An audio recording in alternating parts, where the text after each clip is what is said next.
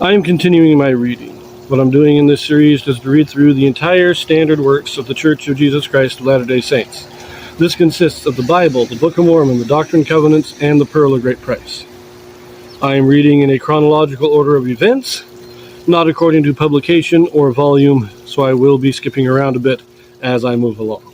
So we have now finished with Jonah, who prophesied during the reign of Jeroboam II in Israel. We just before that had read about the conspiracy to kill Amaziah of Judah, and now we are going to return to the history of the southern kingdom of Judah. This is going to be a brief one. We're going to read a little bit in 2 Kings chapter 14, and then a little bit in 2 Kings chapter 15 to read the beginning of the reign of his son Azariah. So here we go. This is 2 Kings chapter 14, verses 21 and 22. It says here, "And all the people of Judah took Azariah, which was 16 years old, and made him king instead of his father Amaziah. He built Elath and restored it to Judah after that the king slept with his fathers." Very simple statement there. Now, he retook the city Elath and rebuilt it. And he did it after his father was killed. Not much to say there. Let us switch now to chapter 15, and we will read verses 1 through 4. It says here, "In the 27th year of Jeroboam, king of Israel, began Azariah, son of Amaziah, king of Judah, to reign.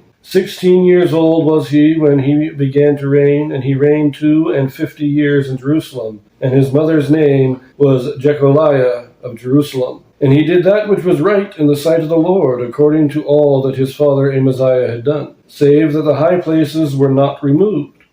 The people sacrificed and burnt incense still on the high places." And we're going to leave it there for this video. Nice, short, sweet video. Just Azariah begins to reign after his father Amaziah is killed. He retakes the city, and he is as righteous as his father was when his father was righteous. You remember, Amaziah did fall into idolatry after defeating the Edomites. Well, this is a fairly common pattern for most of the kings of Judah. They start off good, and then they slowly fall off. Now, they don't all fall off as far. Like Joash, he fell to murdering the prophets. He's gone. But Amaziah, he became an idol worshiper, but he wasn't a horrible man. He wasn't a murderer. So we'll see how Azariah turns out. Now, I will make one last comment here, that he's called Azariah here in 2 Kings, but in 2 Chronicles, he is called Uzziah instead of Azariah. The names are different, same person. Don't know why he's given these two different names. And as I said, that was live. I do want to point out that Jeroboam became king in the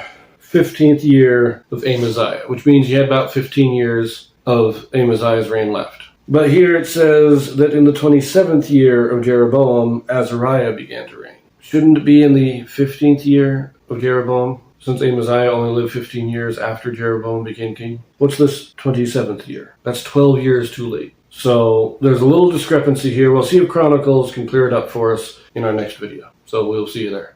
In my last video, I very briefly read the beginning of the reign of Azariah in Judah, also called Uzziah in the book of Chronicles. And there was a discrepancy in the timing. Because remember, he became king while Jeroboam was still king of the northern kingdom. Now, Jeroboam reigned for 41 years. And it says that Amaziah, Azariah's father, lived for 15 years after Jeroboam became king. So he would have died in about the 15th year of Jeroboam as king. Now his son, Azariah, becomes king at the age of 16, but it says in the 27th year of Jeroboam, which gives us a 12-year gap here. Now, in the Bible dictionary, it just lists Azariah as becoming king in the 15th year of Jeroboam, which would make sense. But it doesn't clarify it in the text itself. We're not given it's only in Kings that we are told in what year of the kings of Israel that the kings of Judah come to the throne and that. So in Chronicles, it's just the story of Judah, so it doesn't give us that comparison of dates. So I'm wondering, when Amaziah died, was his son Azariah only like 4 years old, and they waited 12 years before they crowned him king, and they just had a period of a kind of regency where there was no actual king and just the nobles kind of governed? It's an interesting quandary here. It's a discrepancy in the text that is not fully cleared up, and it gives that it hints at a possibility of a period where there was no king. Just an interesting thought I thought I would tack on to the end of this one. Anyways, we'll see you in Chronicles.